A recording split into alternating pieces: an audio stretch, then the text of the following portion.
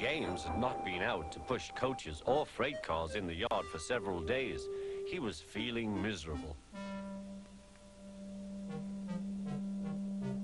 Oh dear, he thought, I wonder how long I shall have to stay in the shed. Will anyone see my red coat again?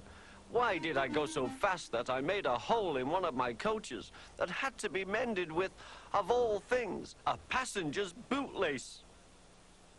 At last Sir Topham Hatt arrived. I know you are sorry, James, he said, and I know too that you want to be a useful engine. People are laughing at my railway, and I do not like that at all. I will try hard to do my best, said James. That's a good engine. There's nothing like determination. I want you to pull some freight cars for me. James was delighted and puffed away.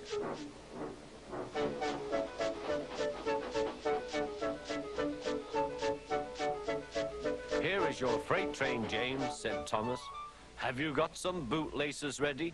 And he ran off laughing. Oh, said the freight cars. We want a proper engine, not a red monster. James took no notice and started as soon as the conductor was ready. Come along, he puffed. We won't, screamed the freight cars. But James didn't care, and he pulled the screeching cars sternly out of the station.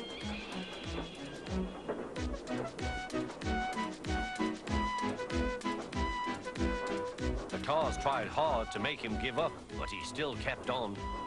Sometimes their brakes would slip on, and sometimes their axles would run hot, and each time the trouble had to be put right.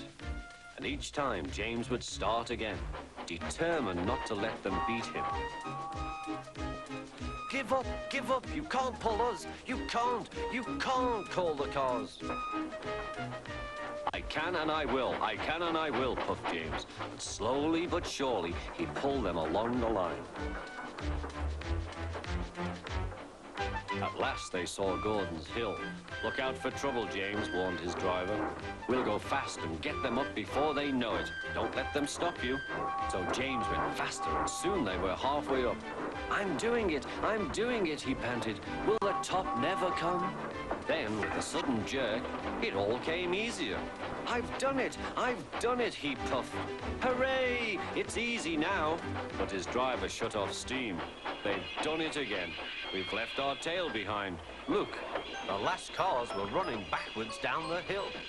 The coupling had snapped, but the conductor stopped the cars and got out to warn approaching engines. That's why it was easy, said James, as he backed the other cars carefully down.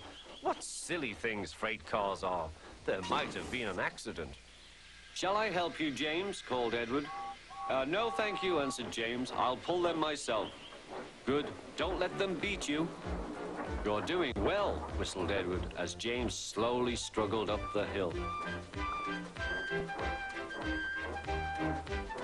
I can do it, he puffed. He pulled and puffed as hard as he could. I've done it, he panted.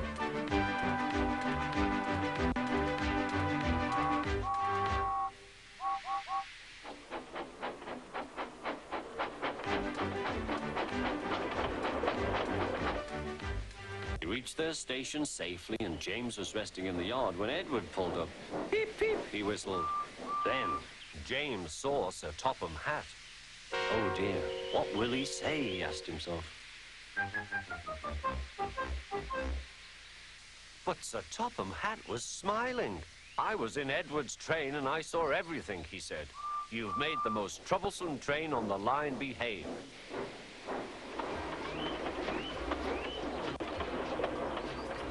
After that, you deserve to keep your red coat.